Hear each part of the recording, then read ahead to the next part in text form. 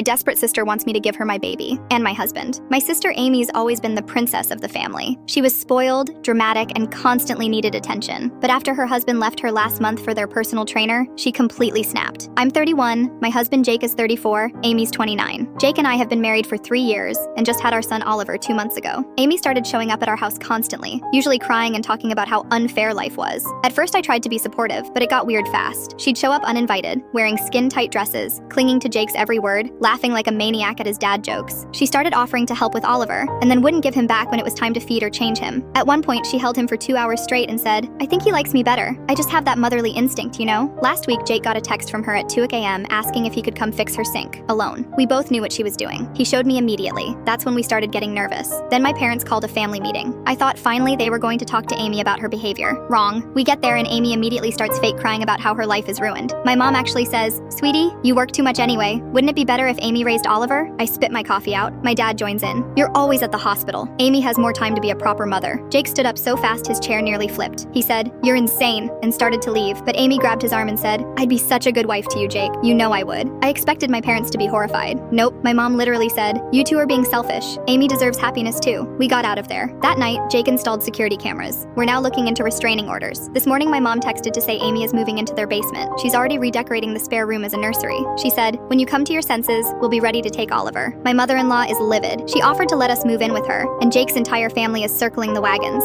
Meanwhile, my side is blowing up my phone with texts like, "You're ruining Amy's chance at a new life." Then things went full psychotic. Amy posted on Facebook that she's expecting exciting life changes soon, with a baby emoji. 47 people congratulated her. She's literally telling people she's getting a baby. My baby. Jake did some digging and found a Pinterest board she titled My Little Family. It's full of pictures she stole from my Instagram. Photos of Jake holding Oliver, pictures of our house, even shots of our wedding. There's an entire section labeled Oliver's Room, filled with dinosaur wallpaper and crib ideas. Oh, and she photoshopped herself into our Christmas card, replaced my face with hers. I'm a pediatric surgeon. I went back to work 6 weeks after giving birth because we needed the money. Jake works construction. He's out the door by 5 a.m. most days. My parents are now using our jobs against us, saying we're too busy to be real parents. Amy, who hasn't worked in 3 years because she was building her brand, suddenly thinks she deserves to raise my son. Today was the last straw. I came home early from work and found Amy in my kitchen, wearing my robe, cooking Jake's favorite meal, table set for 2, wine chilled. She looked up and said, "Oh, you're home early. I was just practicing for when I move in." Jake wasn't even home. Oliver was at daycare. She got in with a spare key my parents had given her for emergencies. I called the police,